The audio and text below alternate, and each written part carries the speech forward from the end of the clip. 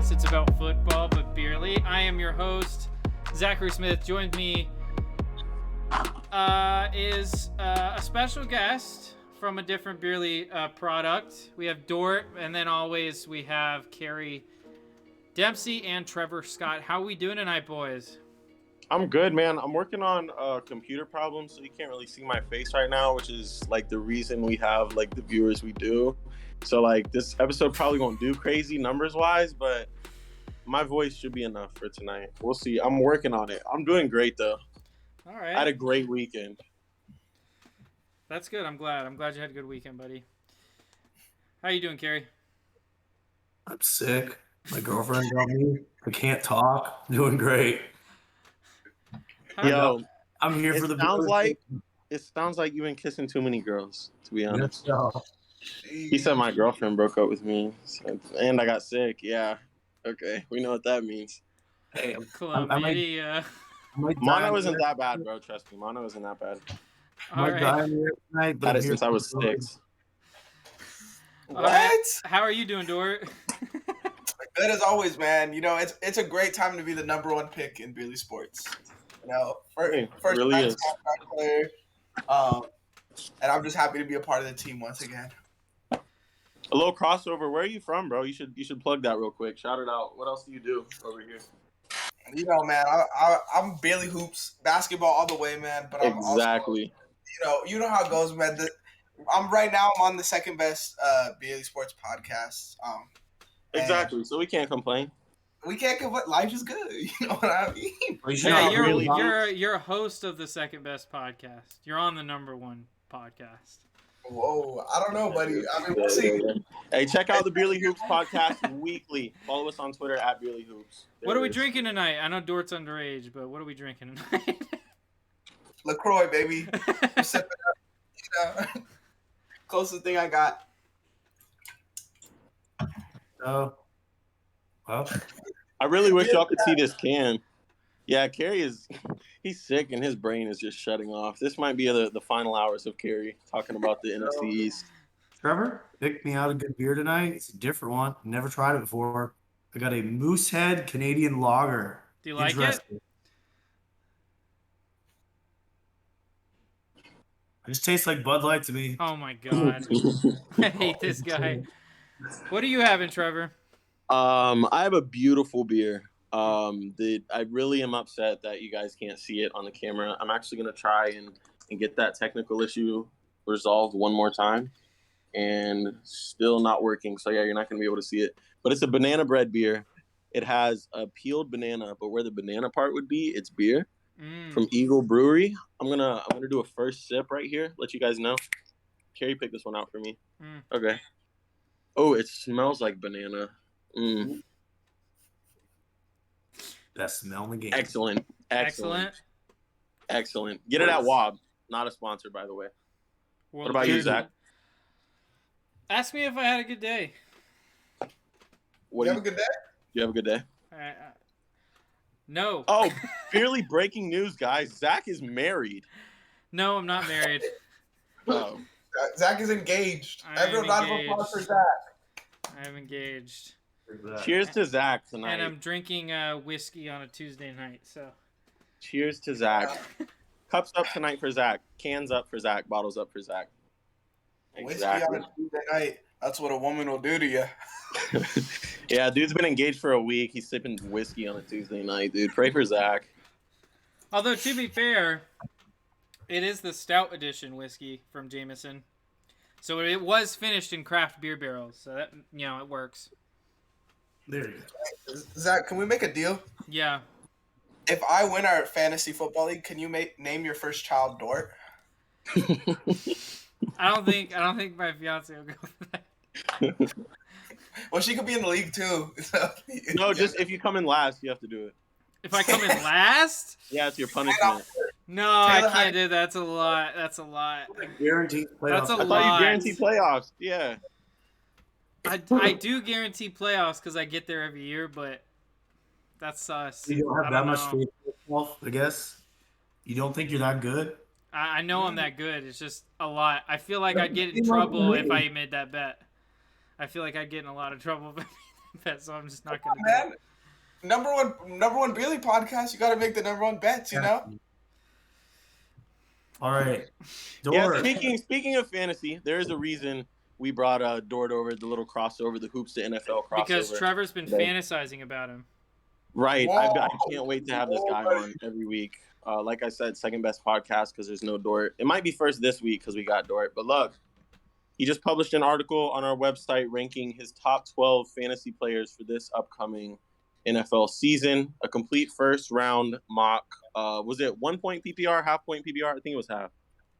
Shit, I should have wrote that down. I think it was half. I'm pretty sure it was half. So we brought you here in front of the Beerly football panel to see if you're valid or not. And we've all read over the article. It's good work. Definitely go check that out on our website at beerlysports.com. It'll be on the main page under articles. But we have some questions for you here at the panel. I know we all have questions. I'll go ahead and go first. One that I'm extremely interested in. You had Travis Kelce as your first tight end off the board, which, as he should be, fair enough. But ranked 1 to 5, who are your top 5 tight ends for this upcoming season, fantasy-wise? Okay. Well, let's start off. Let me read off the list. I got the list in order, so just so the viewers know where we're going with it. Wait, leave some room for speculation. Okay, I'll leave. We can't, we need him to read it, You're right. The players we talk about here, I'll tell you where they're at. Don't let him taste your cake, but let him smell your cake. I'll let him smell the cake. Travis Kelce is my 4th ranked player in half PPR fantasy this year. Dort Kuiper, you already know I'm on it. We're here to work, man. My top 5 tight ends in the NFL right now, I think it's Kelce and Kittle for sure. Top 2. Kyle Pitts. Yep. We're getting there, bro. Relax, all right? Okay. All right. I think a drop off, and we got Waller. He excites me. A pretty big drop off, and we got Mark Andrews. I think Lamar Jackson being back this year is going to benefit him a lot. No more. I got a big year for Mark Andrews. And then 5, I got Kyle Pitts. Man. Kyle Pitts. Oh my God! Kyle Pitts. Stop. You've been hanging out with Trevor better. too much. This is ridiculous. I'll wait. Kyle Pitts. Goddard? No. Dort, I'll send you that money over after the show's over tonight. I'll send you that money. You have Hawkinson. There's a Hawkins lot not of guys. anymore. There's a lot of guys. Kyle Pitts, unicorn. The only reason Kyle Pitts went in the top 5 is because of Marcus Mariota. Touchdowns matter. Touchdowns matter. Okay, we're not talking about the past. We're talking about this upcoming year. What's he gonna double his touchdowns? Because he had 1 touchdown his rookie year. That's all he can ever get. Do you cap your rookie year? Not a red zone Yeah, threat. you peak your rookie year if you're Kyle Pitts. You need a red zone threat. He's not tight end. He's a wide receiver playing tight end. He can't block. He can't He's score a in the red zone. He's a unicorn. He's really good. He's really good at running post routes over the middle like a wide receiver would, but he's not very good at playing tight end in the red zone.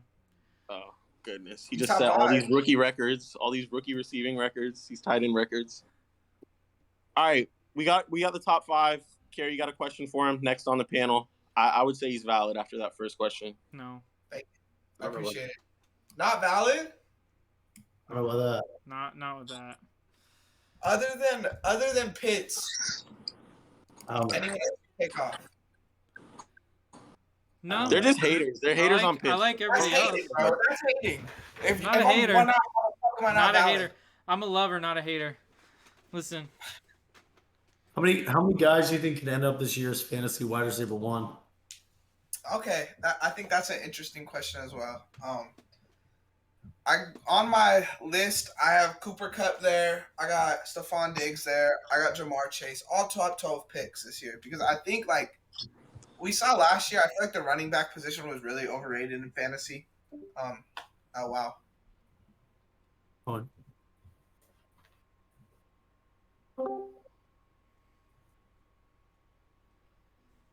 We good? Yeah, I just needed to get back to this screen. I thought y'all were gonna keep going. Okay, but sorry. Yeah, the running back position was really overrated, I feel like, last year. I had Chase, Diggs, Coop all on my list. I think other guys that could be top receivers would be Devontae, even though he's with Derek Carr. Justin Jefferson, obviously. I think DeAndre Hopkins could have a big bounce back year. Derek And Carr's then- gonna snap this year. I Yeah. just want to say that for He's 100%. gonna snap this year. I agree. he's not gonna be outside of anybody's top 10 after this year. Nope. He does have options. And then Debo, I think Debo Samuel could be a number 1 receiver. That might be a hot take, but you just got to see where he goes, and then that's where the decision is made. Okay. You talked a little bit about Cooper Kupp. 92 receptions in 2020, 145 last year, and he either had the Triple Crown or he came close to it. This year, over or under 125 catches, Cooper Kupp. I think he had 145 last year. Right. Yeah. Okay, so I think I would probably say over. I feel like the Rams really hit their stride in the playoffs, and now that they're going to be rolling into next season. I mean, it could be a down year. Obviously, I don't think they're going to win the Super Bowl again, but I think they hit their chemistry, hit their little groove, and I think he goes over that. Okay. I have a question for you, Dort. Let me hear it. Why do you hate Austin Eckler? Bro, honestly, to me, Austin Eckler is like a system player. That's how I feel about him. I think he's in a great system. I think he's got great players around him to open it up. Listen. But I never see nothing from Austin Eckler where I'm like, whoa. You know? Right? Like, what Shut the fuck up. No, No, come on. I've been an Austin Eckler hater for a few years. I never want him on my fantasy team, but I do this year, honestly. I'm not taking his ass. Someone in Discord said he's their number 1 fantasy pick. Oh, That's crazy. He that's was great last year. He won me the fantasy championship. He's so consistent all year long. I wasn't in the league that Getting hurt, he's consistently out there putting up points. Yeah, you tell him, Carrie. You tell him, Carrie. You head back to basketball. Take those sunglasses off and jump out that window. I'm sick of it. I'm not. Listen, I'm Not the in the Austin league this Eckler year, so Discord. y'all can talk about last year all you want. YOTB Dort was not in the league last year, so that's You're right. Yeah, talk that shit, Dort. Trevor might as well not have been in the league last year, so. Dog, I snapped in Friends League, though. My team was dirty. No one cares about Friends League. Nah, Friends League was gas. Listen, I also think the Chargers have a good running back core, other than Eckler, and I think they'll mix it up. Okay, year. Dort. This year. If I don't make the playoffs this year in fantasy football, I'll get a girl pregnant and then name the kid Dort. Trevor, I don't know if you want to do that, man. Don't do it to yourself. Shake on it, Trevor. No camera shake on it. Bro, I don't have a camera or else I would. Goodness. That's tragic.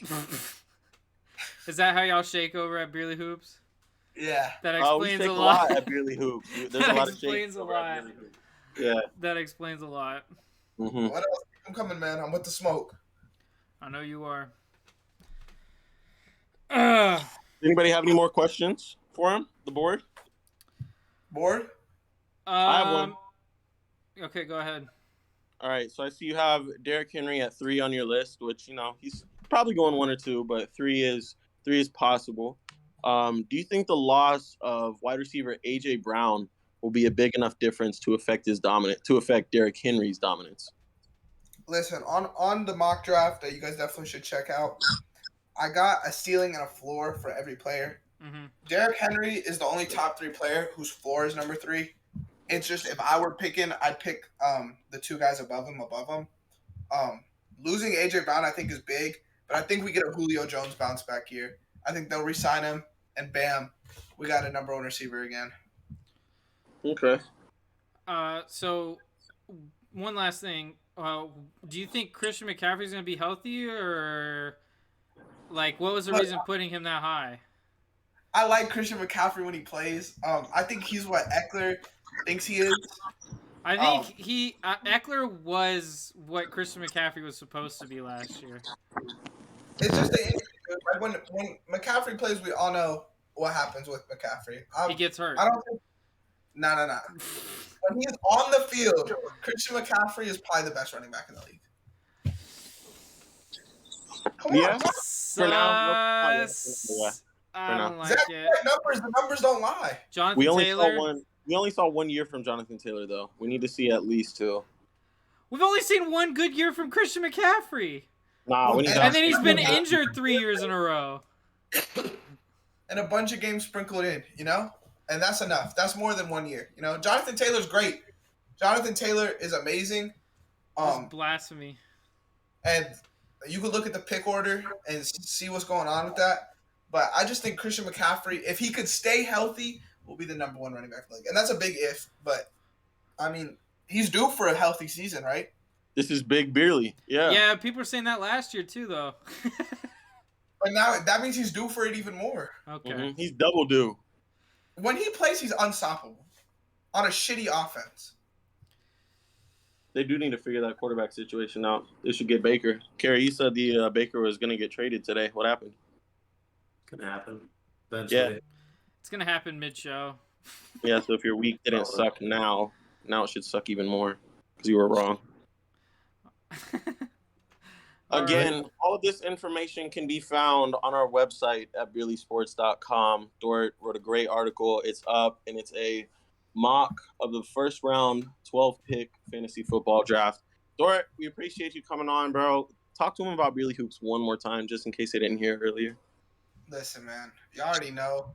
I bet Trev talks about it every week. I hope Trev talks about it every week. But Beerly Hoops is on the rise. We're on the come up. We're taking shit over. It's no diss to Beerly Football. Shout out Beerly Football. Man. We're both on the come up. Let's be honest. We're about to make banger after banger after banger. It's not about Beerly Hoops. It's not about Beerly Football. It's not even about Beerly Hockey. It's about Beerly. And all I got to say is fuck Beerly Baseball, man. You already know how we get down, baby. All right.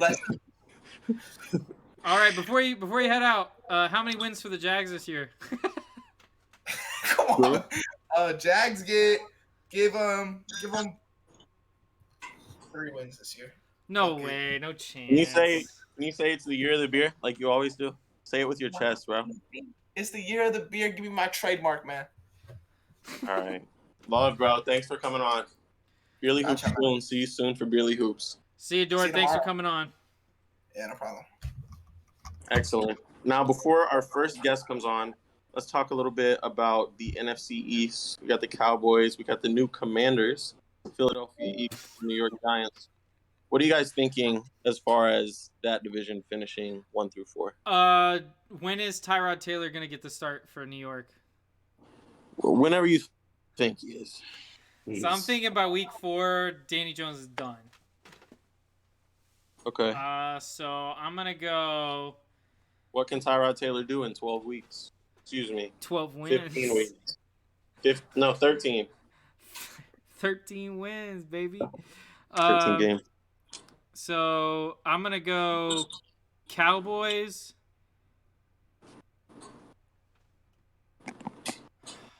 Give me Washington, Philly, Giants. Carry 1 through 4. Wait, Giants? Not the Tyrod Taylor team. 4th place. They're not. They're terrible. They're terrible. He can't do everything, man. He can't catch the passes he's throwing. I'm gonna go. Neither can anyone. I'm just kidding. Shut the fuck up. I will fight you right now. I'm just kidding. We can't. So, Well, Cowboys. tonight is the night for Tyrod Taylor discourse. So Cowboys, Commanders, Eagles, Giants. Sadly, Okay. okay, I think we were even on that. y'all gonna like this one. Cowboys, Eagles, Commanders, Giants. Okay. So you're wrong, but you're close. Nah. You'll see. So is this still the NFC East, or are they on the come up?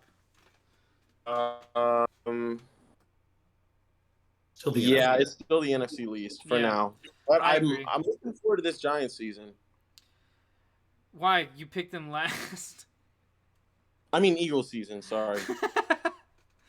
I'm excited to see what happens. I'm a big fan of Jalen Hurts, so Mhm. it was tough for me to pick against him, but I did. Hey, I always gotta support my boy Danny Dimes every year. Gotta go Danny Dimes. Even this year. Even this Yeah, year. I don't know what. Every year, I always support Danny Dimes. I have to. Just I'm the biggest Danny Dimes supporter. I don't know why. We got Lance of the Giants Radio Network here to talk some Giants. How are we doing tonight, Lance? I'm doing very well, guys. Thanks for having me on. Lance, coming thanks for on. joining us. Yes, sir. Sure, my pleasure. So All right. here's my first question. Are you sold on Danny Dimes, or are you still kind of iffy on him?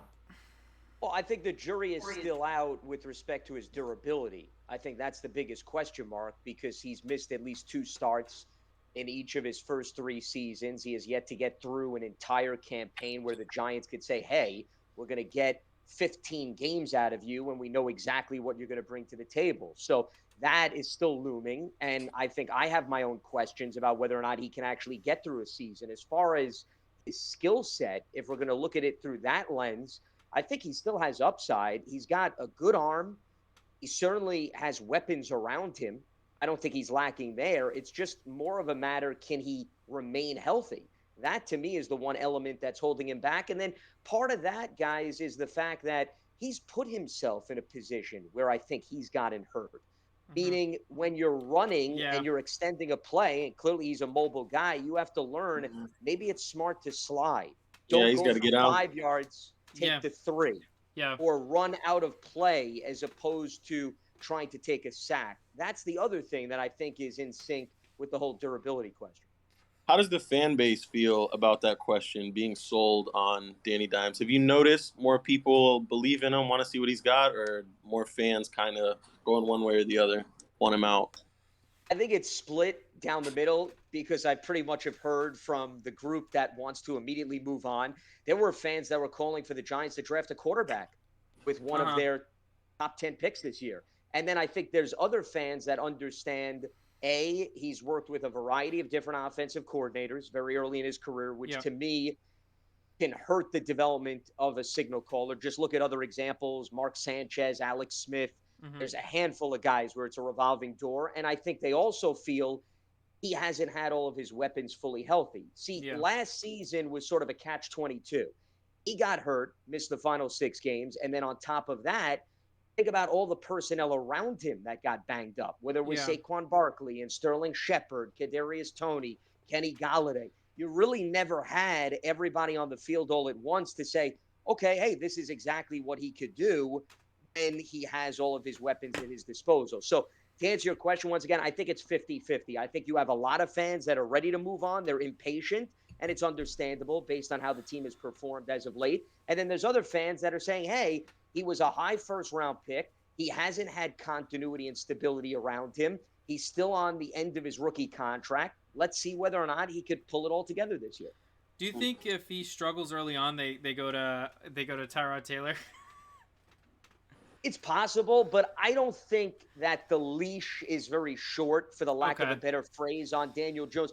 Tyrod Taylor, guys, was brought in as an insurance policy if Daniel can't stay healthy. Yeah. Because if you remember what they went through in the final 6 games last season was not pretty. Yeah. They could barely put any points on the board. I don't think they want to put themselves in that position again. So I don't think Tyrod was brought in as a competitor for Daniel. I agree. He was brought in as an insurance policy. Yeah. Correct. It was more of, let's not put ourselves in the position we put ourselves in late last season, where it was a combination of young guys and Mike Glennon, and it was like pulling teeth to try to manufacture points. Yeah. I couldn't imagine my team trotting Mike Glennon out there in 2021. You're a hater. You're a hater. Mike Glennon hater? No, you're a Tyrod hater. Tyrod Taylor's a good Tyrod's got a great ratio in terms of touchdowns to interceptions during his career. I think he's a very underrated quarterback. Thank you. I love this guy. I love this guy. But I don't blame him for the Mike Glennon remark. No disrespect to Mike Glennon. Listen, he didn't have a lot working around him, but as somebody that had to watch and sit through those final 6 games, trust me, guys, it was not pleasant. Looking ahead into this next season, what would you say some of the strengths are around this football team? I think the strength that I would point to on the offensive side of the ball is the versatility in the weapons around the quarterback.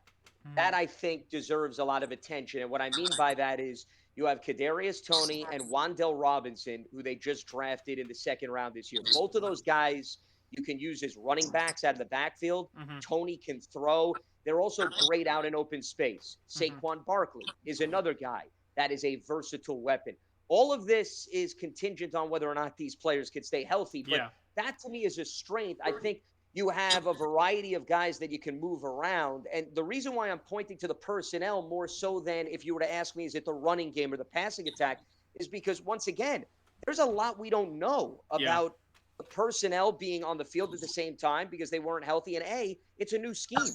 We haven't seen Brian Dable with this personnel grouping and Mike Kafka, who came over from the Chiefs. You could tell me all you want about what he did with Josh Allen. Josh Allen and Daniel Jones are not identical in terms of quarterbacks from track record and skill set, because Josh Allen's a different build. So that's why I'm going with, I think the strength is you like what you're working with on paper. If they could stay healthy and bring it all together, this offense could certainly take a step forward. And the offensive line, which was retooled, the jury's still out. We haven't seen that group on the field yet. So that's why I'm looking at the receivers/running backs. That, to me, I think is the biggest strength for this team. Okay. Kind of talking about the running backs, the same question I asked you earlier about the fan base being on one side or the other of Daniel Jones. Same question, but with Saquon Barkley. How do they feel about that? I think it's similar to Daniel Jones, where you want him to finally put together a season like his rookie year where he can stay on the field. That's the million-dollar question. And I think if you ask a lot of fans, I know there's certainly a segment of the fan base that feels this way. They still don't like the fact that the Giants used the number 2 overall pick on Saquon Barkley. If they had their way, they would rather have taken Quentin Nelson or another position that warrants maybe the value of the pick. Now, I think they would be thinking differently, guys, about Saquon Barkley if Barkley stayed healthy. What made it a little bit easier to make that case is it's not so much you took a running back with the number 2 overall pick. It's the fact that you took a running back that has struggled to stay on the field because he's had a multitude of injuries, whether it be the torn ACL, whether it be the ankle injury, which happened last year, which was a fluke incident. He's walking and a cowboy steps on his foot. I mean, some of those things you just can't predict. So I think Barkley's got talent. He's got skill set. The problem is he just hasn't been able to take advantage of it because, like Daniel Jones, we can't bank on him playing anywhere from 15 to 17 games this season. Did you think that, obviously, Giants had some first-round picks. How do you think their offseason went?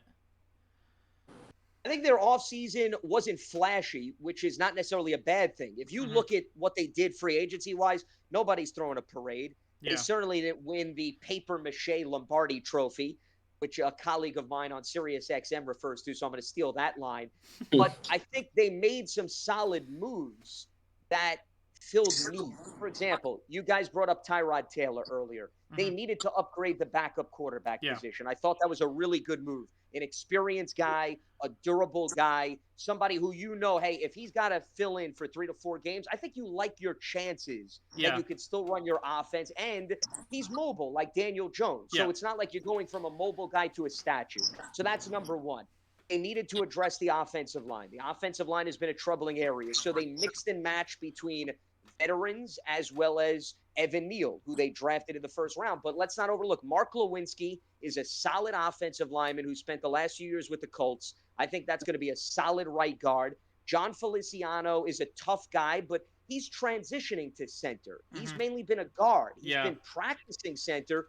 We haven't seen him over an entire season at center, but you bring in a veteran who certainly has starting experience. So those 2 guys and Evan Neal, I thought, went a long way in helping improve a position. And then on defense, Kayvon Thibodeau should be a nice compliment to Azeez Ojulari. Now you got 2 young guys. You just hope that they can complement one another and consistently get to the quarterback within, I think, Martindale's defensive scheme. So those, to me, are the highlights of what they did with respect to this offseason. I think Thibodeau's going to be good. I hope he will be. Yeah. Well, listen, he's got a great track record coming out of Oregon. We know he can get after the quarterback. We know he was good in terms of also helping stop the run. It's just a matter of what I go back to is when you're the guy in college, how often do we see then you step it up in the NFL, and if you don't get the proper support, there's a lot more riding on you. So I think Thibodeau could be an impactful player, but I still think a lot is going to be dependent on, is there another pass rusher that can be a consistent guy? Like Ojulari last year as a rookie, he had flashes, but his sack numbers didn't necessarily spread out across the season. So does he make a jump in year 2? And now teams have to say, hey, we got to focus on Ojulari, and then that opens the door for Thibodeau. Here's a question we asked a couple weeks ago. I mean, obviously, Giants had a great draft. So did the Jets. Who do you think had the better draft this year, Giants or Jets? That's a great question. I'm going to have to go with the Jets. I love what the Jets did, specifically in the first round.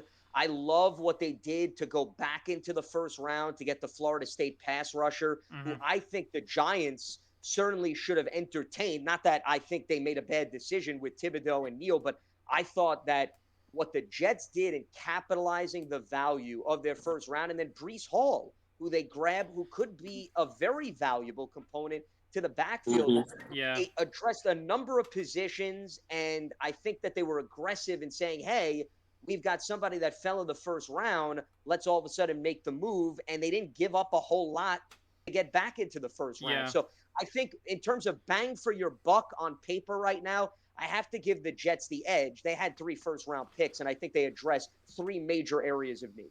Yeah. Okay, we talked about that rivalry a little bit. Little offshore here. Yankees or Mets?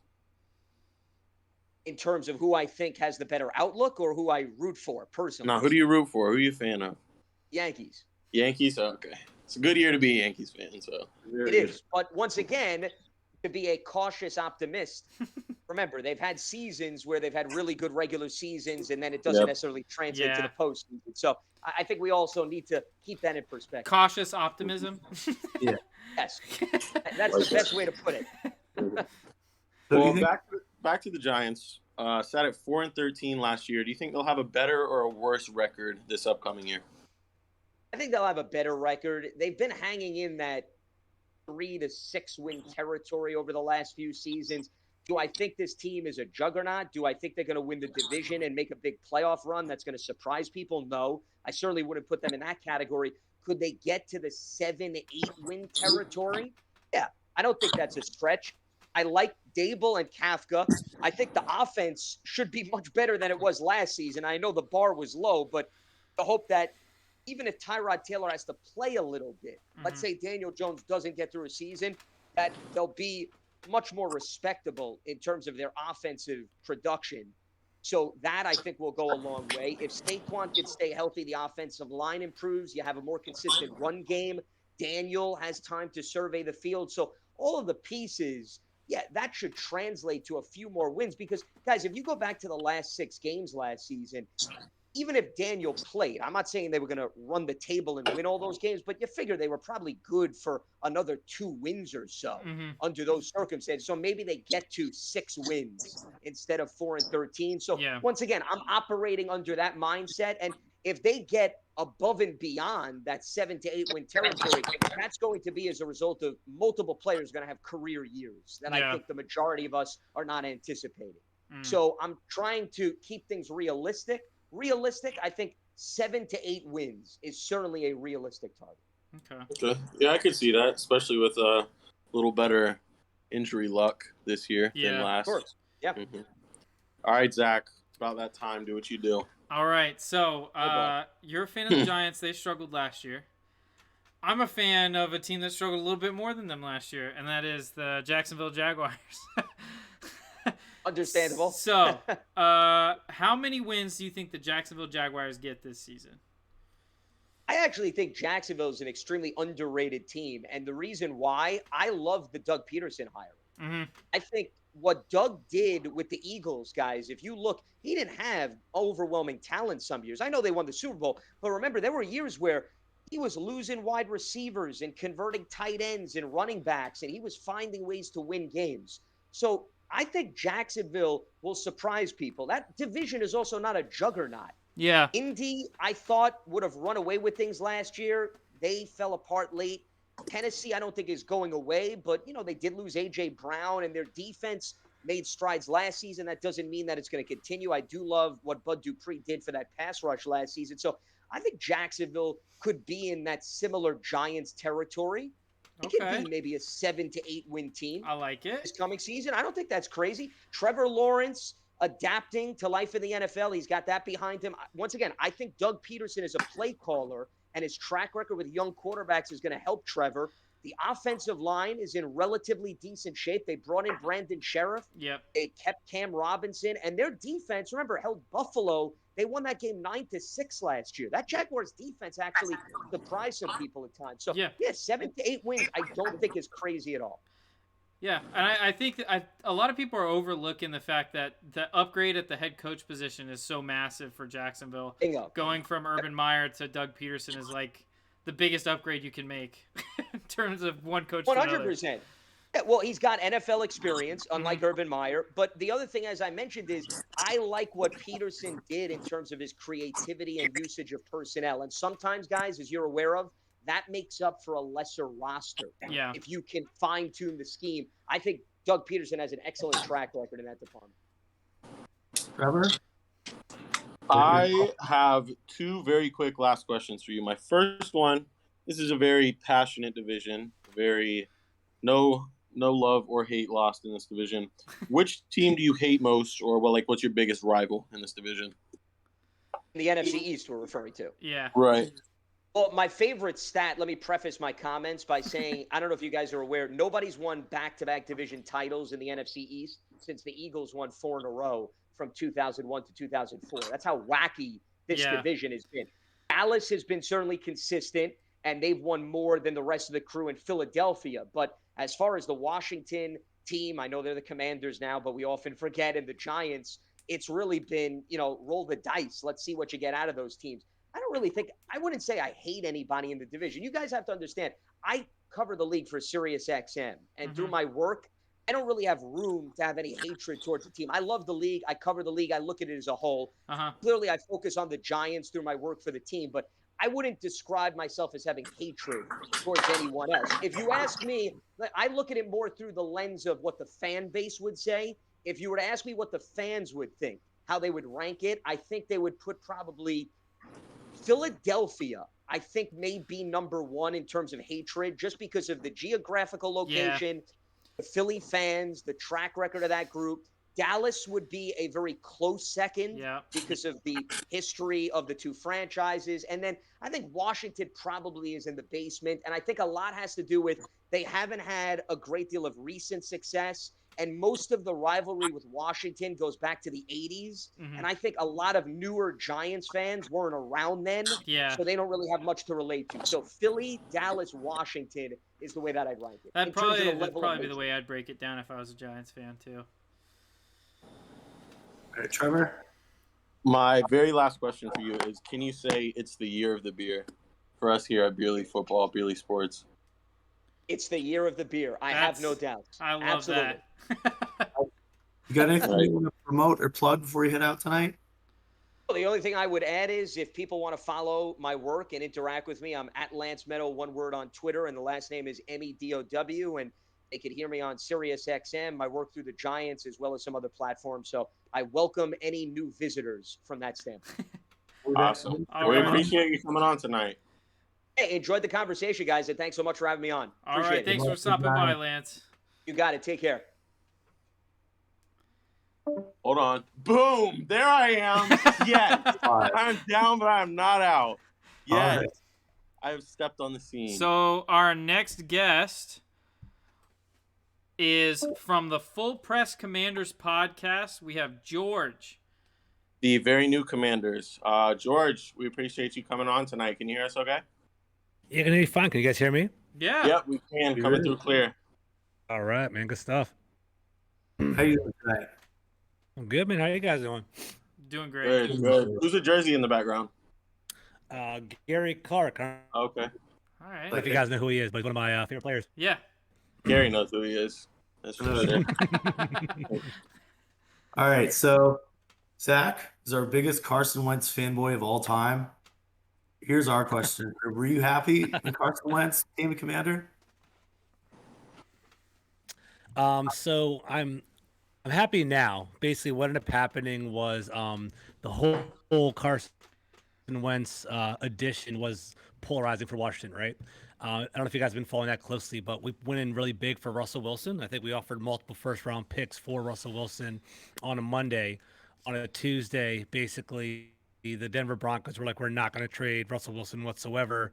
On a Wednesday, he was traded to the Broncos. So it's kind of a slap in the face to Washington because it's basically like, what's wrong with us? Why can't we get this player on our team? Yeah.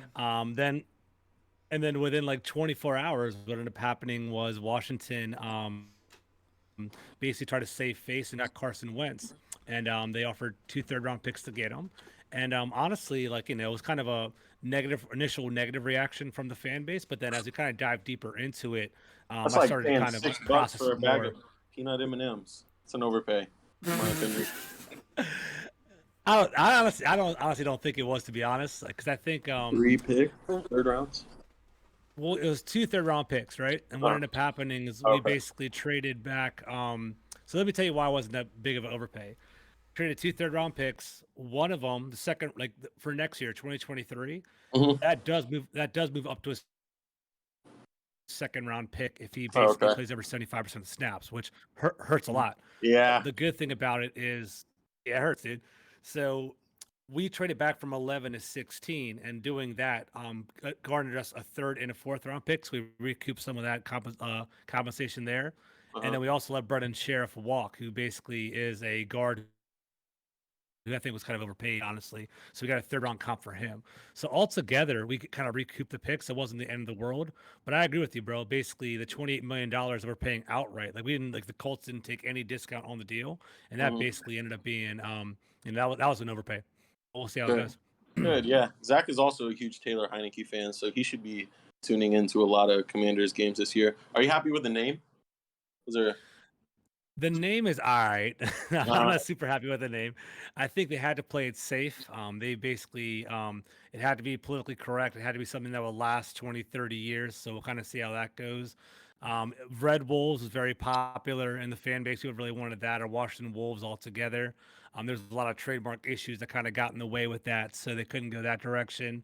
I like more of like a military name anyway, like Washington Sentinels, Washington. What else do they have? There are a bunch I of heard good Red ones. Wings for a minute. Or Red Tails. It was Red Tails. Red Tails was up there because of the Tuskegee Airmen. Red Wolves was up there for a while. Commanders is all right. I think no matter what you're gonna do, you're not gonna be necessarily happy with it at first. And I went to this making the brand behind the scenes thing a week or 2 ago, and basically the president was like, within 12 months, that's when you want to have to break even in regard to like Gallup polling, because people are going to hate the name no matter what it is at first. So we'll see how it goes. So there's been some stuff coming about Terry McLaurin lately. You worry he's going to leave, or you think he's going to stay in Washington for good? He's special. He's great. I'm a big fan really of this. good. Yeah, man. So Terry McLaurin, man, he is our saving grace. He's kind of been he's our only shining star we've had for a couple of years now. And he's kind of QB proof. Like, I'm sure you guys seem like you're big football guys. He's had 9 quarterbacks over the last 3 years throwing to him. And basically, I think it's a different starting quarterback for the past 3 years in week 1. So he has a turnstile at quarterback, but he's producing 1,000 yards every year, putting up 6 touchdowns a year, getting 70 catches. So he is what we need. And basically, if you follow him closely as well, he is the face of our franchise in regard to rolling out the brand, in regard to like all the merchandise. He's our guy. Yeah. So I think in Washington, McLaurin is kind of he's more valuable to Washington than he would be in other places. Like, we're gonna have to overpay him for him to stay here. And I don't mind that. I think it's kind of like the Ashburn tax, because we haven't been the greatest team in the world, overpay to get him on our team, and I think he's going to stay. He's definitely one of the shining stars, one of the strengths. But outside of Terry, what would you say some of the other strengths are heading into this next season? So I think one sleeper that the talk of training camp right now is Jahan Dotson. He basically is a Penn State wide receiver, number 16 overall pick.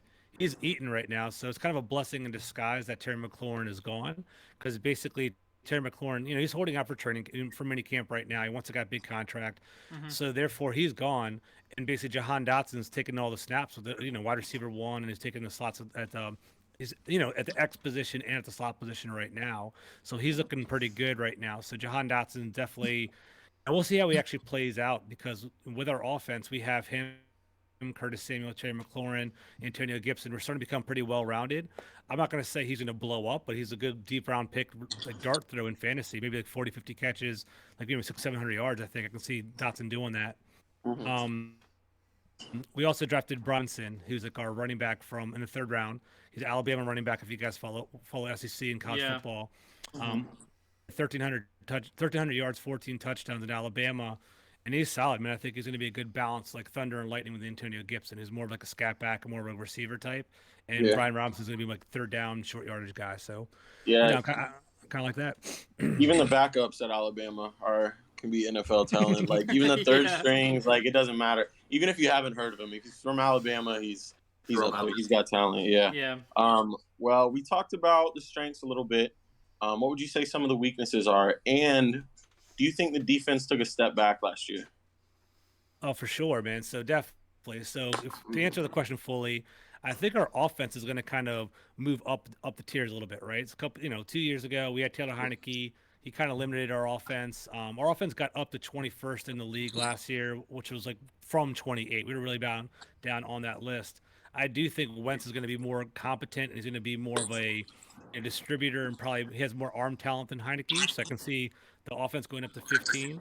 I think our defense definitely took a step back last year. I think basically our secondary and our linebackers core still has questions. Definitely going to see how that plays out. We don't have a true middle linebacker. We have Cole Holcomb who's going to come in and play there, but he's more of like he's more of an average kind of guy. So linebacking core is kind of weak. Our defensive backs, we have Kendall Fuller and William Jackson are pretty solid, but besides that, really weak. So if one of them get hurt, or our defensive backfield's going to be pretty weak. Okay. Would you say to maybe address some of those weaknesses? Did they have a successful offseason? And were you happy with the draft picks that kind of came along with that? So in like Commander Land, people were kind of upset that we were like with lack of the aggression. So our offseason, I'd probably give about a C. Basically we had a lot of money. We had maybe good like 30-40 million dollars going into the offseason, and Washington really wanted to spend. We were looking at linebackers, looking at safeties. The Honey Badger was really popular for us. We really wanted him. We looked at Bobby Wagner as well. Because we took Carson Wentz and just ate that whole contract, we basically couldn't spend it all. So therefore, we were kind of had a limited limited offseason. I think our draft also was more safe as opposed to aggressive. Like we got Jahan Dotson. We could have had Olave or Garrett Wilson at 11. We basically kind of moved back, and we got more of like foundational pieces in our draft. So honestly, our offseason is decent. It's going to depend on Carson Wentz moving forward. If he's going to be legit, as a quarterback, and Yeah. he's going to kind of be our make or break. Right, yeah. And he'll be the most important part. He'll be the focal point that all fans have their eyes on this year. Yeah. Sat at 7-10 last year. You think they'll have more or less wins than that this year? What do you think that record might look like for them? So objectively speaking, I think we're going to do better this year. Like I know it's kind of hard to say that as coming as a Commander fan or whatever, but I do think our strength of schedule is going to play a big role. I think last year we were 7-10. We started off strong. We started off weak, got better as the year went on last year, but then COVID hit us hard at the end of the season, and we kind of lost 2 games to the Eagles back to back to knock us out of the playoffs. I think Carson Wentz is an improvement over Taylor Heineke. Like Carson Wentz is probably like quarterback 15 or 16, while Heineke was more of like 20, 25. So I do think that slight improvement's gonna help. And our strength of schedule is roughly like 30th or 31st in the league. So we do have a kind of a weaker batch. Like we start off with the Lions and the Jaguars to start off the season, and then they kind of continue with the Falcons and other people in regard to that as the year goes on. So I like going through my podcast as well. We were kind of going through it step by step, and basically like 10-7 sounds reasonable for Washington this year, which like, I think, getting Wentz, getting, healthy, I think having Chase Young all year, Montez Sweat all year will make our defense better. So I do think we'll be around 10 wins this year. Okay. And obviously, they took Sam Howell this year in the draft. Are you big on him? Do you think he's the guy of the future, or just kind of, a mid-round backup guy? I think he's a good dart throw. I was not a Sam Howell guy. Like I basically followed the draft pretty hard, and I was scouting people as well. Like I liked I liked Mac. I actually liked Desmond Ritter. Actually, I think he was a late riser as time went on. Matt Corral was definitely a game or two. He was a little bit smaller there, so I actually like Kenny Pickett a lot too. But Sam Howell, he has a big arm. He is mobile. He's not going to be mobile at the professional level. North Carolina had pretty simple concepts, so I think the transition is going to be hard for him. But I think that's why it's a good fit for him here in DC, because he doesn't have to be the quarterback this year. He can sit behind Wentz. Right away. Exactly, right. He can basically sit like a year or two and kind of develop and kind of see how that goes. I think it's a perfect match. I think he can kind of develop over the next couple of years. If he doesn't, it's not the end of the world. Taking a 5th-round flyer on Sam Howell isn't the end of the world. If we completely bottom out and Carson Wentz stinks, the best part about the contract is we can cut bait this year and have a clean slate, so we can draft someone in the first round if we want to next year. So Yeah. I'm not going to crown Sam Howell, but at the same time, he's nice to have in your stable, so I'm not mad at it. Yeah. That makes sense. Okay. Well, Zach, it's getting about that time. We got to put you through a little torture. Zach is going to ask you a torturous question. You have to think about the Jacksonville Jaguars tonight. All right, So, so Zach, go ahead and kick that off. unfortunately, Jacksonville Jaguars are my team. Unfortunately. Okay. Got you. So they finished with the worst record in the NFL last year. Ended up with the first overall pick. How many wins do you think the Jags get this year? I think they're going to come around a little bit, man. So 17-game season. How many wins you had this last year? Like 4? 4. Yeah. You had 4 wins? 4 or Yeah. 3? Okay. I think a lot of it was because of your coach, man. What's his name? Urban Meyer. Urban? Yeah, Urban Meyer, dude. He's a hot mess. They're kicking people, and he's definitely Cheating on his wife. Yeah, he was wild. So I can guess. I don't know if that was cheating. I don't know. There's a slight dabble. You know what I'm saying? Wasn't Yeah, too bad. yeah. I can see the Jaguars floating around a 6, man. 6 wins, 6-11. Like I think ain't mad at Trevor that. Lawrence can step up a little bit, get a couple more wins, and I think you're gonna have some stability there. Doug Peterson's a good coach. That should be pretty solid for you guys. Trevor, your turn. I got 2 very quick questions for you. I asked this to our Giants guest that we just got off the line with. Which team do you hate the most, or which team is the biggest rival? Our Giants guest said the Eagles. What about you? What do the Commanders think? So I don't know which fan base. We got a Jaguars fan in here. What do you guys do for? I'm the Bucks. I'm Patriots. Bucks and Patriots. All right. So the NFC East, the dynamic is this, right? The Eagles and the Giants hate each other, and the Cowboys and Commanders hate each other. That's how it basically goes That's down. what I thought. So that's the rivalry, right? So basically, it's that New York, Philadelphia pipeline. It's that DC. It was Cowboys, Indians a couple of years ago, but now it's more Commanders and We're Cowboys. gonna have to bleep that out. I know exactly. And basically, so we hate them the most. The Cowboys just run their mouths, and I'm sure you guys catch it on the national we level. know. It's like every year they're the best team on paper. Every year they're going to win the Super Bowl, and Jerry Jones is all glamorous, so we always want to beat them. The Eagles obviously got a big fan base, and known for being jerks. But honestly, man, some of the coolest content creators I've known are Eagles fans, so kind of changing my light on them. So definitely the Cowboys the most. Also, one of the worst people in the world is a Cowboys fan. Skip Bayless. Yeah, dude. No, They're awful. They're awful. And they're heavy around here, too. There's a lot in the D.C. area, man. I see them all around. It's crazy. I bet. My very last question for you is, can you say it's the year of the beer for us here at Beerly Sports? It's the year of the beer, baby. Let's do it. Heck yeah. That's what I want. I know you're on a podcast. Anything you want to plug or promote before you head out? Oh, yeah. Thanks for having me, man. I'm George Carmi at GCarmi21 at Twitter. I host the Full Press Commanders podcast. Definitely check me out on YouTube. I got a couple videos coming up. I'm going to rank the best wide receivers in the NFC East. I also have a podcast on Monday with Jamal Forrest and Big Doug, who are definitely going to represent and talk about Washington OTAs and minicamp. So appreciate that, fellas. Yeah, well, we appreciate you coming on tonight. Good luck to your Commanders this year. Yeah, good luck. All right, cool, man. All right, cool, guys. See y'all around. See ya. Yeah. All right. All right, next up we have Shamus of BGN Radio here to talk about the Eagles. Are they going to fly Shamus, this how are you year? doing tonight? You guys hear me? You all good? Yeah, it sounds great. Great. All right, thanks for having me on. Let's get to this. Here's my question right away. We all Sure. love Gar- We're Kerry Bears. doesn't always sound like this. He's sick. Yeah, he usually sounds like that. We here at Beer League Football, obviously, we love Gardner Minshew. Do you? I love Gardner Minshew. Yes. I miss him. I miss him so You Who much. doesn't? I think he's a top 30 quarterback in this league. Not saying he's an average or even above average starter, but I think could make the case he's the best backup in the league. And it's a situation like last year where Jalen Hurts got banged up, missed a game. Minshew came in, threw a couple of touchdowns, and picked up a road win. And they don't do that, the Birds probably don't make the playoffs. Yeah. Do you think there's any chance we see him as a starter this season? You know, Hurts kind of struggles and they go with Minshew, or do you think Hurts kind of entrenches at QB1 this year? I think they're just riding out the whole year with Hurts, probably, I would think. I think it would take injury for Minshew to get in. I wouldn't, I don't think anyone in Philly, even though there are people that are Jalen Hurts detractors, no one's really banging the table around here locally for Minshew to usurp him for the starting Yeah, Philly game. loves Jalen Hurts from what I've seen.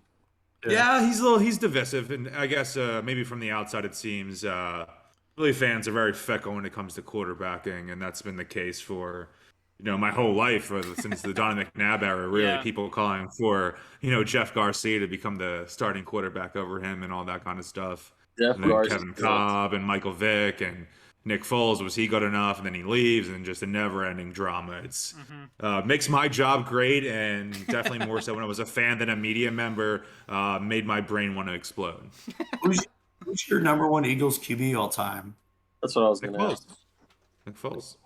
I like Nick that. Foles, okay. We're literally working on a feature on the website that it's my main job. I'm the deputy sports editor of PhillyVoice.com. Okay. And we'll have something cooking up this week where we're doing composite rankings of every quarterback in Eagles history who's thrown at least 100 passes is eligible to be ranked in this list. So that was the minimum. So there's like 42 guys since the 30s. I ranked them all today. It's not officially on the website yet, but I did my personal ranking. And honestly, like only 15 of those guys belong in the NFL. And it's hilarious looking at some of the stats from a guy who plays in 1944 and had 12 touchdowns, led the league, and also led the league with like 28 interceptions. The stats don't. It's a different sport back then, so it's kind of fun doing this. But most of the guys are absolutely terrible, and that kind of speaks to the history of the Eagles. Though there are definitely highlights there with Donovan McNabb and Randall Cunningham are Pro Bowlers, some of the most talented quarterbacks this league has seen. Nick Foles is the bigger than Ben Franklin in Philly, really, in terms of what the kind of legend he is. Yeah. So there's some good people. Michael Vick, who had a really exciting couple year run Never here. won a Super Bowl. Yeah, that's what I'm wondering the same thing. How many playoff games has Ben Franklin won against Tom Brady? Yeah. Exactly. Little Ben me Franklin that did a bad, lot. man. He didn't beat I'll Tom give Brady. you a hint. It rhymes with hero and starts with a Z. Yeah. Obviously, bringing in A.J. Brown is pretty cool. Y'all should be very excited about that. But what would you say some of the strengths are on this team heading into next year? Both sides of the ball, the line of scrimmage. My entire life, this is an organizational philosophy, and in some way, the organizational nucleus, in terms of some of the front office stuff, has been in place for 2 decades now. Really going back to some of the organizational philosophies Andy Reid put in 99, 2000, 2001. It's all about the offensive line and defensive line of this team. That's what they always prioritize in the draft. That's what they always prioritize in free agency spending. They had maybe what I thought was the best offense line in football last year. They had an offense that, to begin the year, had a really weak passing attack where Jalen Hurts kind of struggled to find his rhythm as an NFL signal caller. And they just said, look, we have this unbelievable offensive line.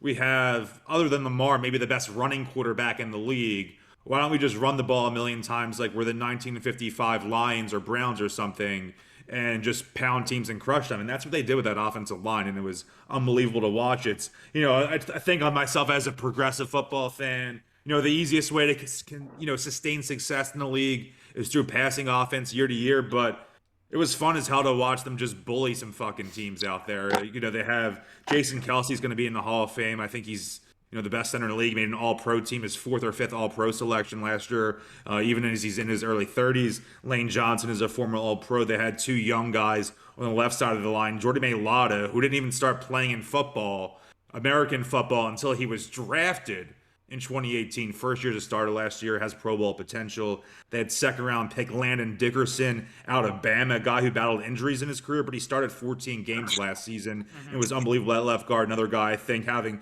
Mailata and Dickerson left tackle, left guard there, that's going to be two handfuls of Pro Bowl nods in their career. I really, truly believe that over the next 5, 6, 7, 8 years.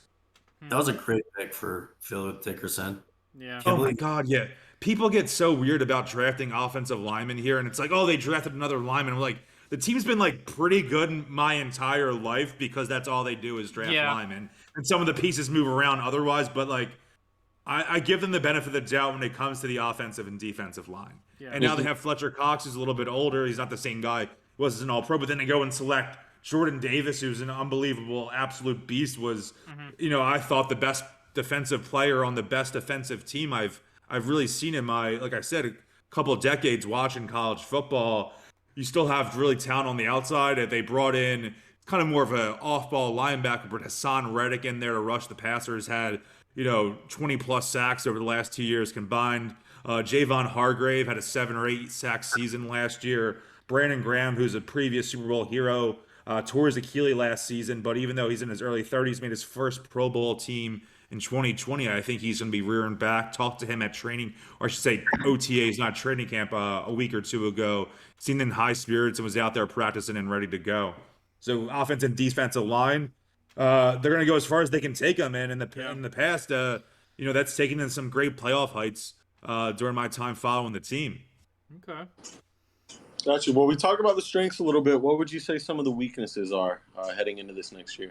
I'm concerned about the safety depth. I think this team is really pretty balanced top to bottom in the sense that they might not have, upper echelon stars at every position, but they have a lot of really quality players. And it's not a situation where I'm saying, obviously, they're in the realm of the Bucks and the Rams and all of that stuff. But I think they're a really quality team. But the one thing that worries me is they didn't really do anything to address the safety position.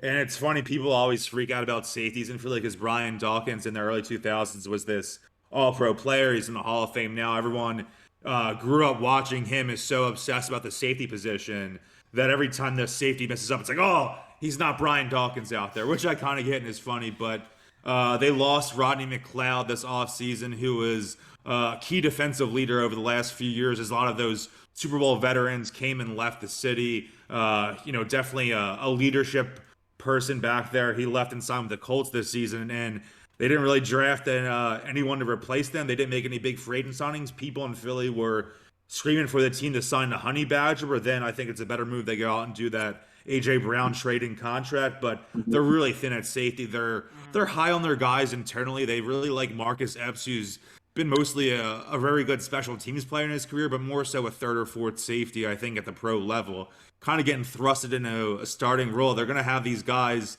kind of thrown to the wolves a bit, and I think that could be the one thing that maybe holds back this defense a lot. Their cornerback situation is really solid, which could help offset that a bit, I'd say, given that they had Darius Slay, who had a Pro Bowl caliber season last year. I think should have merited all-pro consideration, and even that's someone who I was very, very low on Darius Slay going in the last year, and even early in the season. That's not a homer take for me. It's almost like my friends would make fun of me for how much shit I gave Darius Slay. So that's kind of owning up to it, admitting that how good he is right now. They did the James Bradbury signing from the Giants. He had a down year in 2021, but he was absolutely awesome in 2020.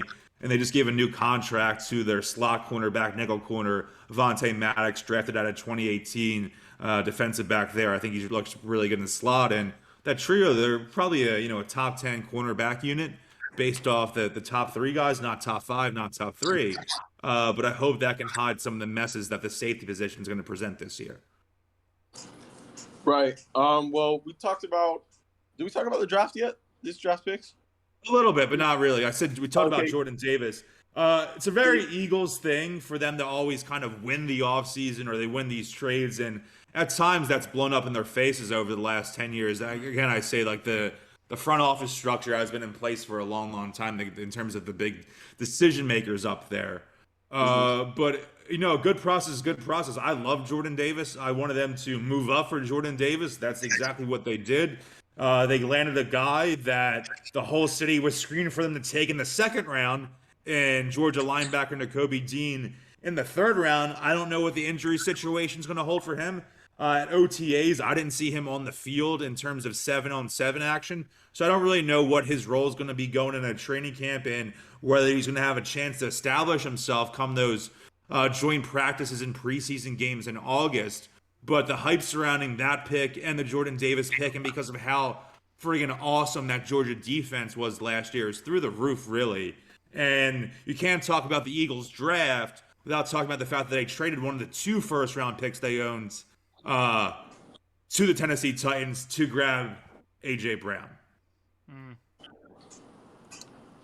Carrie, got something for him? Yeah. 9-8 last year. Think they have a better or worse record this season? So they won 9 games last year, week back of the second half of the season schedule. People kind of wrote them off, and the city kind of it was so weird last year. People just, you think of Philly fans as being so crazy and over the top. No one really bought into this team in terms of the fan base last year. They had a playoff game for the first time in a couple of years, and the excitement level was really weird. It didn't make any sense to me where people didn't really believe they were as good as that 9-8 record. And I get that kind of the competition and the way injury luck played out, but I think they're a better team this year. Their schedule, on paper schedule, really means jack shit, right? Their schedule doesn't seem hard in June. Well, no shit. We haven't seen any of their teams play yet in the fall, so it can always change. In years past, this Eagles schedule is so hard. People thought that in 2017, the year they won the Super Bowl, and then a lot of those teams ended up sucking and regressing from the years prior. The Seahawks weren't as good that year. Yeah. The Raiders were good the year before and then weren't good that year. Stuff like that happens. But I think they're a team that can win 10 or 11 games, and in the NFC East with Dallas taking a step back, I think that's enough to win a division and get a home playoff game. 11 games. That's interesting. I say 10 or 11, yeah. Okay, are we talking about winning games? I know Zach has a question for you. He wants to know about a certain team, how many games they'll win. You assumed you want to be talking about the Jacksonville Jaguars tonight? You're wrong. All right. So, unfortunately, my team is the Jacksonville Jaguars.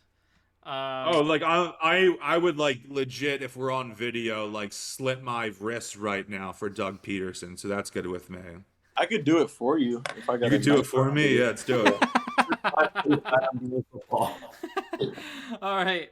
So give me some Jags stakes. The Eagles play week 4 in Philly, October 2nd. The Jags are back in town, and Doug Peterson returns for his first time since he was fired. Revenge game. Obviously won the Super Bowl with the Bird. Revenge hey, game. man, it would be really good. I try to be weird about being a fan now that I'm kind of more official media.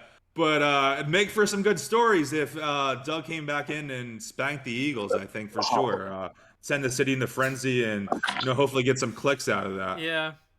How many wins? Well, what do you the feel? Jags, how many wins do you think the Jags get this year? Well, their division sucks, right? Do you think that? The Colts are okay. The Titans took a step they're just back, but they're okay. You own the Colts, though. You own the Colts, right? That's right. We get to wear our clown noses and dance around their stadium whenever we want now. That's amazing, yeah. And also, it's there's so many weird AFC South connections with the Birds because they had the whole Carson Wentz situation last year with the Colts, and the Eagles owned their first-round pick and all that shit.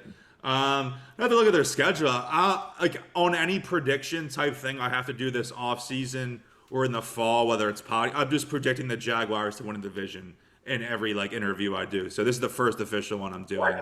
Podcast. Okay. Yeah.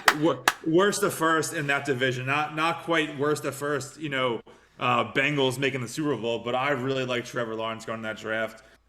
There's no bigger Doug Peterson believer on the planet. The way he took Carson Wentz line, and he looked at early in his career that he could be an MVP candidate before all the injuries and situations befall him. Yeah. He made Nick Foles, who was a guy that almost quit football, look better than Benjamin Franklin ever did in Philadelphia, if you want to reference what we talked about earlier. The guy has unbelievable energy and locker room chemistry. Players love fighting for him, and it's going to be such a huge culture change from the absolute fucking disaster that Urban Meyer was, that I think it'll not only will it be nice that he has an actual NFL scheme and knows Urban Meyer didn't know who Aaron Donald was Doug Peterson has gone in LA and beaten Aaron Donald's Rams multiple times in his career when he was with the Eagles. So I'm a believer in the Jags. I can't speak to a lot of aspects of their team, but my take all offseason is that they're going to make the playoffs. How I love it. many wins do you think they would have to get to win the division?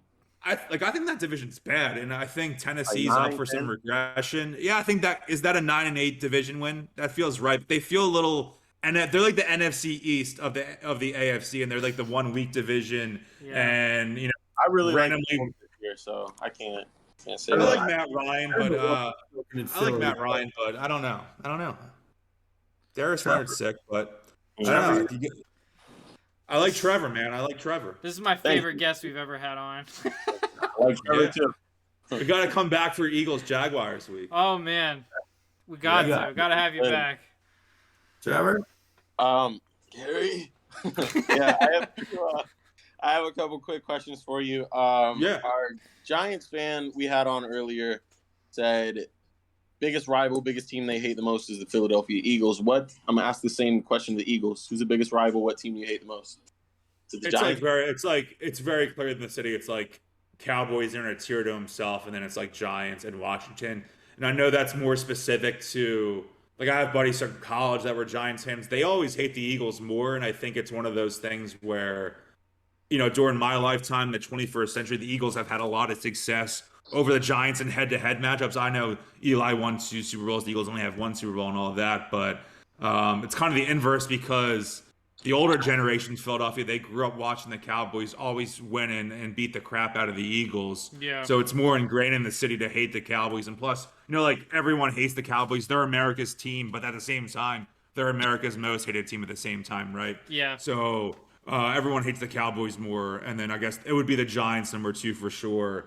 And then Washington. Honestly, they might hate like the Patriots still. Like Philly's like that, like still mad about the Super Bowl when Donovan McNabb was there. Like the Patriots might be the second most hated team in the city after the Cowboys. Really, just kind of the insanity of Philadelphia. Yeah. The Patriots deserve all the hate coming their way. I agree. Also, I think about 20% of the Cowboys hate in the United States comes directly from people hating Skip Bayless, which is completely reasonable. Yeah, Skip Bayless knows how to push some buttons, right? He's good at his job. He's insane, but he's good at his job. I'll say that. Yeah, he is. Getting people riled up. He's okay. Getting people riled up. Purely Hoops is better. I don't agree with like anything he ever says, but the man knows how to get a reaction. He knows how to get a reaction. That's his job. Get clicks. My last question for you is: can you say it's the year of the beer for us here at Beerly Sports? The year of the beer at Beerly Sports. No, just the first part. It's the year of the beer. Oh, it's the year of the beer. I thought I was doing a little ad promo here, like. No, you are. You are. Blue Chew. Promo code Get Roman. Exactly.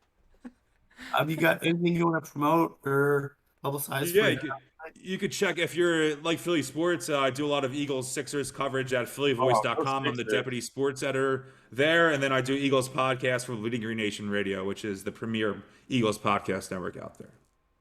Awesome, man. Well, I appreciate you coming on tonight. Thanks for having me on, boys. Yeah, it's a pleasure to have you. Good luck to Take care.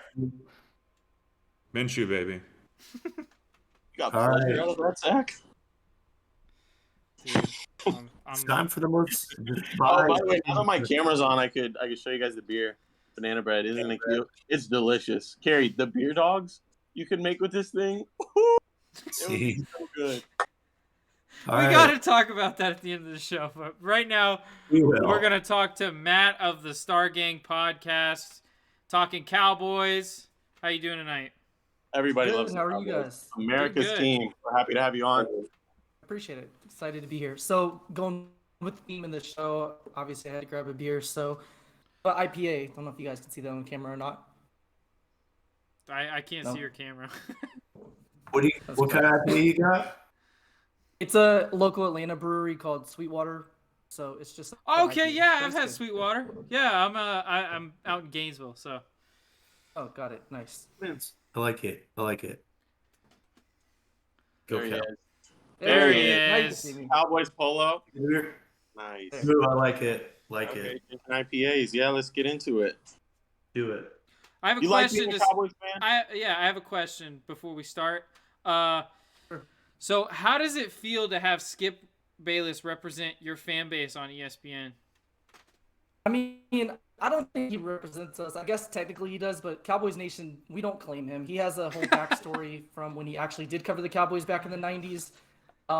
He wrote a book kind of inferring some stuff about Troy Aikman and a lot of the other players, so he's not really well received in Cowboys Nation. Okay. He does stuff just for the show, so it's about garnering attention and getting clicks and views and things like that. So a lot of the things he says, it's subject to does he actually mean that, or is he saying it just to get responses? So fair. Yeah, we don't really appreciate him as the face of our franchise.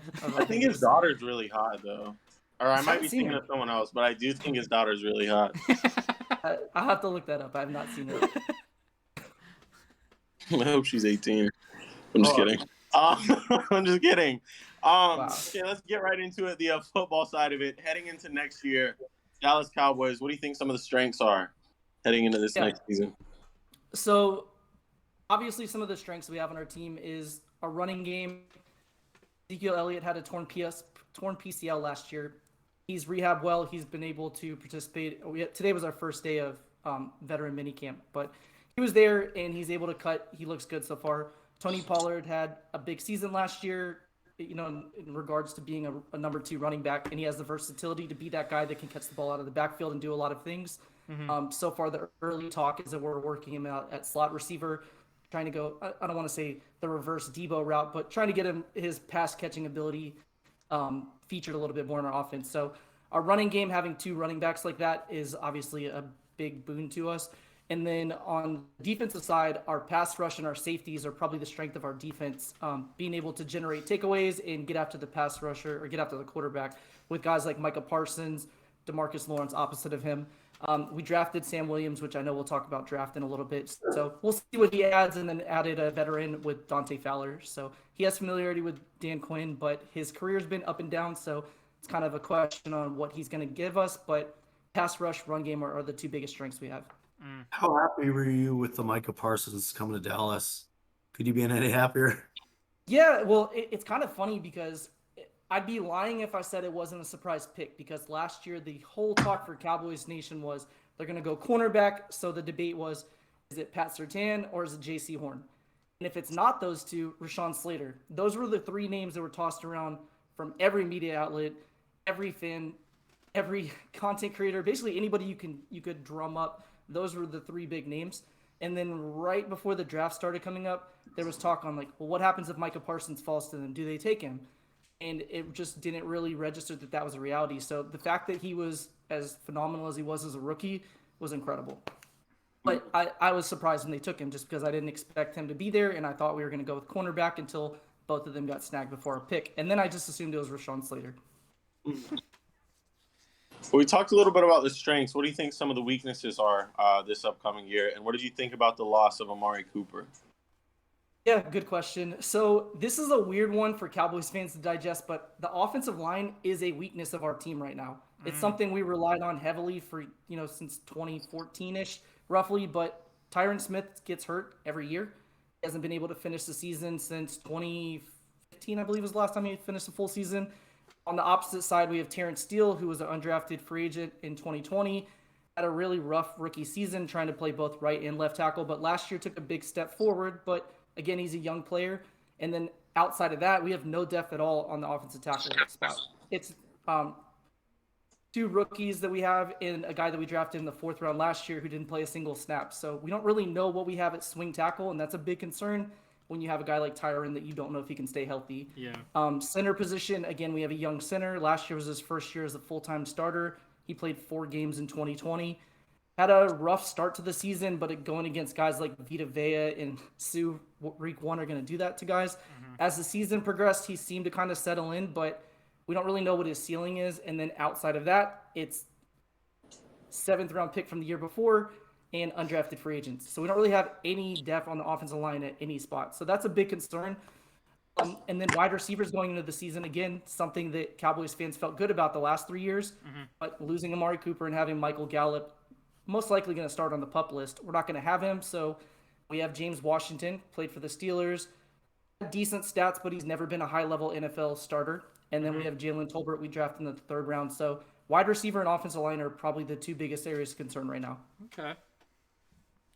Well, good season last year, regular season at least. A 12-5 finish. Do you think they'll have a better or worse record this year than they did last year? So that could go either way. We have the worst strength of schedule in the NFL right now. So that should go in our favor, but our entire division does. It's kind of funny. The entire NFC East is tied for 29th and tied for 31st.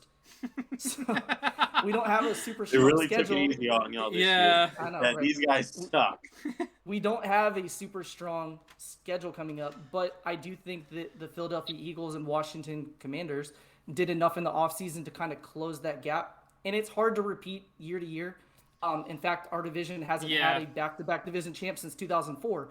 And, the Eagles went on a nice run before that, but it hasn't happened in a long time. Yeah. So with the Eagles closing the gap, having a great offseason, and then Washington getting a competent quarterback if he can stay healthy, adding Jahan Dotson to an already good offensive skill set room, it could make some noise. I'm more worried about the Eagles than Washington, but I think they could be a good enough team where they may steal a game, and instead of sweeping the division, you split with 2 teams. That already takes 2 wins off of your record. So if I had to be honest with you guys, I think we'll be worse. How much worse? I don't think we're going to be drastically declining, but I would say maybe 10 wins instead of 12 seems about right. Okay. That might be enough to win the division. I mean, 10 wins. It's always Could a be. tight division up there towards the top. Yeah. Yeah, it could be. Go ahead, Zach. So I asked this question to everybody that comes on this show. Obviously, Cowboys, great season last year. Great regular season last year. Playoffs. They didn't quite do what you wanted in the playoffs, obviously, but they got there.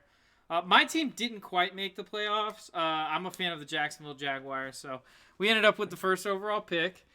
How many wins do you think the Jags get this year? I asked this question to every single guest. Okay, so obviously Trevor Lawrence, year 2, should be a better coaching staff with that head coach. I mean, last year, obviously, that was a train wreck. It'd and be then tough Travis to have a Etienne's worse gonna be one. back. It would be, yeah. And Travis Etienne's back, so that should add something to the offensive attack. I would guess probably 6 wins, something like that. Okay. Is that I don't hate. I don't hate it. I don't hate it. I think I said 5 or 6. Yeah, that seems right. Mm-hmm. What did you think of Trayvon Walker? Were you happy with that? I've calmed down a little bit on it. I was furious the night of. I was on another podcast. I was watching it live, and I screamed and left the room because I really wanted Aiden Hutchinson. Yeah. Well, that's one of those things where you're just trusting that the potential that the scouting department likes is there, and he did a lot at UGA playing on the outside and 3-tech, so yeah, I mean, he's move around, and they're saying he's a potential higher end Alden Smith. If that's true, without the off the field issues, then he's a great pick. You'll just I mean, have to wait and see. he's an athletic freak, so it could pan out, and he could be absolutely like the next great thing on the defensive side of the ball. But I think Aiden Hutchinson is more polished as a pass rusher. So if he has Zach, if he has more than 11 sacks this year, will you eat a piece of paper of him? Like a more piece than of paper? 11? Well, first off, I don't That's think a lot he's for a rookie. Yeah, I that's don't a lot. think he's getting anywhere close to that. So yeah, I'll take that bet. Okay, we had one last year and it didn't pan out. So Well, I should just up the won the stakes bet. a little bit. Trevor says One- like it 11's didn't a lot. pan out, and I won the bet. no, we gotta every year we gotta have Zach a bet where he's gotta eat a piece of paper. So I'm glad you could be here for that. Yeah, sounds good. I would love to tune in and watch that if he does. Dak. You sold Dak? And do you have Dak as a top 10 QB or no? Yeah, so I like Dak personally. I do think he's a top 10 quarterback. I think he's lower on that range, somewhere between 8 and 10. And if it's subjective, right? It's your flavor of ice cream. What do you like in a quarterback? What do you like in a leader? What do you like in a player? I think in terms of intangibles like leadership ability, he's very high on the list. In terms of arm talent, he's pretty good. He's not an elite arm talent. He's not going to be a guy like a Josh Allen or Aaron Rodgers that will wow you, but he's mostly pretty accurate. He does a good job of limiting takeaways or turnovers, I should say. And I think he adds enough he's a quarterback you can win a Super Bowl with. Is he a quarterback you'll win a Super Bowl because? I wouldn't say that, but I do think he's a very good quarterback. Somewhere in the 8 to 10 range feels right to me. Okay. That's fair. Yeah, that's fair. Trevor, As a yes. your question? Okay, I got like 3 questions. No, I got 2 questions. All right, my first question for you: Our Giants guest said they hate the Eagles the most. The Eagles said they hate the Cowboys the most, and the Commanders said they hate the Cowboys the most. Who do the Cowboys hate the most? That's kind of went in ebbs and flows. So historically, the answer would be the formerly Redskins Commanders because of our history of even becoming a franchise. Even becoming a franchise because of their owner, there was a lot of back and forth and stuff like that that had to take place for us to even get to have a franchise. So Washington Commanders is historically the team, but the last 2 decades has really been the Eagles. Mm-hmm. They've kind of been the thorns in our side and the team that we've more often than not been competing with for the division title. So it's definitely the Eagles. Okay. All right, my very last question for you is, can you say it's the year of the beer? Sure, yeah, it's the year of the beer. That's what Awesome. I love to hear it. You. Love to hear You it. got anything you want to promote or plug before we hit out tonight? Yeah, if you don't mind. So we were the Star Gang podcast. We actually rebranded to the Pick 6 Sports group, and we have our show tomorrow night. Actually, it's at 8 p.m. Central Time. I also write for Cowboys Wire, which is a part of USA Today, doing data analytics and advanced stats. I don't cover just the Cowboys doing that. Most of my articles are going to be geared towards the entire NFC East or NFC conference in general. So definitely check me out there, or you can follow me on Twitter at ProfessorO_NFL. All right, man. Yeah, I Good appreciate luck. you coming on tonight, talking the Cowboys with us. Yeah, America's definitely team. appreciate you guys having me on. Yeah, Enjoy your IPA. All right, sounds good. Thanks, guys. Mm-hmm. All right, so I've been thinking about this shit for like the last 10, 15 minutes. Okay, Trevor, will you You weren't paying explain? attention? I was paying attention, but it's been in the back of my mind. Can you please explain to our audience what the fuck a beer dog is? Because they heard you say that, and they're like, "What the fuck is he talking about?" No, beer dogs. You know what a beer dog is, bro? It goes really hard in Fort Myers, Florida. So if you're not from there, you probably never heard of it. Even if you're from there, you probably never heard of it. But so a beer dog is you dress up a hot dog the way you like it. You get you a pint, a glass of beer, and just before each bite, you just give it 3 dunks in the beer, and then bite it. It's an exquisite disgusting. treat. No, it's exquisite. The only condiment we had at the place we were at, the little Airbnb we were at, was ketchup. And I'm not a big ketchup guy, but ketchup in a beer dog is good. I don't like ketchup, but dipped in it was great. We use Coronas and just ketchup, but you can dress it up however you like, however you put your hot dogs, whatever beer you like. It's a great combination. It would be very good with this banana bread because it makes the bread a little sweeter. Yo, so, I'm gonna make a TikTok. I'm gonna make a TikTok on the Beerly Sports TikTok. Follow it, by the way. Of me making a beer dog. I'm gonna do like a whole like Chef Ramsay thing. Do it, yeah. Dress it up just how you like it, and then just give it like 3 dunks. It's good, man. I would say use a light beer though. I know you're a dark beer drink, but I mean, do what you want to do. Do what you got to do. But I would suggest a light beer. I like a lot of different kinds of beer, to be fair. So. Mm-hmm. But Carrie, do we have any Twitter questions we're gonna cover in our favorite Rapid segment? fire. Carrie's rapid fire Twitter questions. I don't know if I could speak that fast, but I'll try. All right. Who's the worst starting QB in the NFL heading into the next season? Sam Darnold. Shut up. Sam Darnold. I agree, Carrie. Zach. Dude, it might be Marcus Mariota. I really oh my! No, it's definitely not Mariota. Mariota's gonna shock the world. He's taking Atlanta to the playoffs. Darnold is never starting for Seattle. Could be. It might be Drew Lock. I like Drew Lock. He's bouncing back. He's in a new team. He's gonna be great. Watch. Who finishes with more wins this season, Chargers or Broncos? Broncos. Chargers. By at least 2. Sam Darnold, or not Sam Darnold. What's his name? Justin Herbert. Time to talk about Justin Herbert. He's so good. He can't make the playoffs. Russell Wilson. Give me the Broncos. He also lost the championship because he threw an interception. Yeah, at least he got there. It wasn't his fault. It wasn't his fault. True or false? Jared Goff will be a starting QB in 2020. True. No, Jared Goff slander. True. Exactly. In 2022 or 2023? 23. False. Wow. You can steal one player from the Dolphins. Who are you taking? Patriots? You want a Jalen Waddle? Come on, that's not even the best receiver on the team. Tyreek Hill. He's the top Tyreek 15 Hill. player in the league. Oh. Tyreek Hill. Who's the better QB duo? Favre and Rodgers, or Montana and Steve Young? Montana, Steve Young. Yeah, I'm gonna go with Montana, Steve Young. Trevor's obviously going to take the new guys. I don't know, man. It's close, but I'm going Montana, Steve Young. Montana's the best QB there. Yeah. Young's probably the worst, so it's No, it's Favre's the worst. Favre's No, the worst. Favre gets too much hate. No, just because he threw picks. No. Is that all Zach cares about is picks? Favre No. is the worst quarterback No, there. no Brett Favre slander. No. It's not slander. It's just No. facts. Favre is the No. worst quarterback there. No. Trevor? Not saying he's a bad quarterback. I just think he's the worst one there. I think he's not as good as Steve Young, Aaron Rodgers, or Joe Montana. Fair. Trevor? I will be pleading the Fifth Amendment of the United States Constitution and not answering this question. That doesn't apply because you can't incriminate yourself by answering this question. Yes, he can. True or false? Jay Cutler is the Yeah, I best. can say something really bad. What? True or false? Jay Cutler is the best Bears quarterback. I will not be talking about Jay Cutler tonight. I will not be False. answering this question. I'm just gonna say false. I don't even know who I'd pick, Who is but that? Rex Grossman? Sid Luckman? Mitch Trubisky's better than Jay Mhm. Cutler.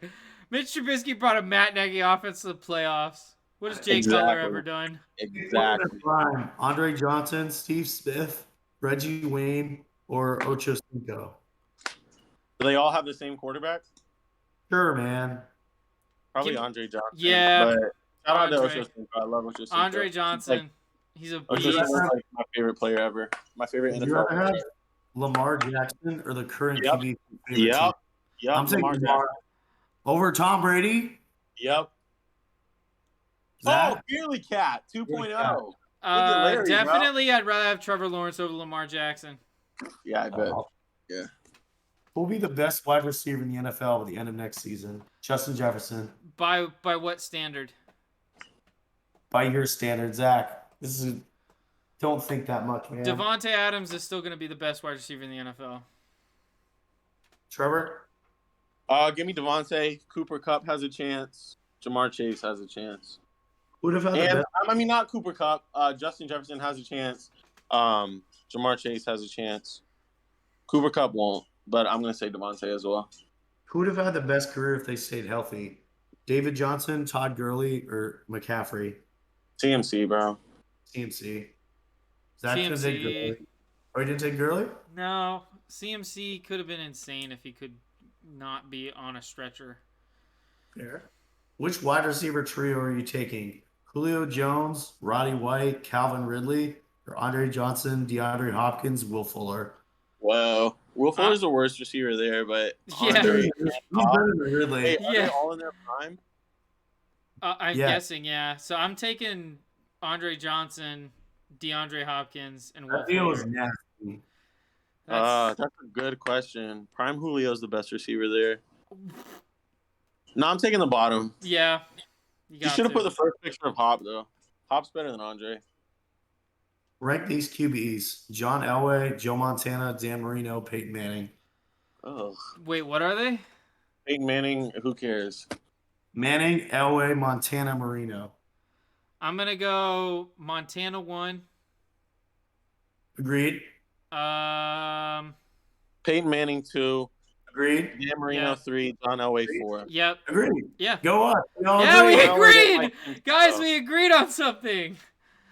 Who's the best wide receiver here? Amari Cooper, DJ Moore, Tyler Lockett, Brandon Cooks. Tyler Lockett. Tyler Lockett. What were the other ones? I'm thinking Brandon Cooks. Brandon Cooks is a good pick. Tyler Lockett, Amari Cooper, DJ Moore. He's not gonna have the best numbers though, because his quarterback sucks. True. Yeah, give me Cooks. Where do you rank Gronk among tight ends all time? Where do I At his rank peak, he who? won. Gronk. Among tight ends all time. Tight ends I'm all taking time. He's Three. top 5. Top 5, definitely. He's probably top 4. Yeah, he's 3 or 4. I'm gonna give him 4. I'm gonna say in no We order. didn't ask about the other ones. Nobody cares. Come Wait, on. 5. I forgot about Aaron Not Hernandez. 5. Aaron Hernandez is 4. What Gronk grade is would you give Tim Tebow as an NFL quarterback? C What? minus. C. Trevor? What was the question? Tim Tebow, NFL quarterback. How would you rate him? Grade him. Grade him.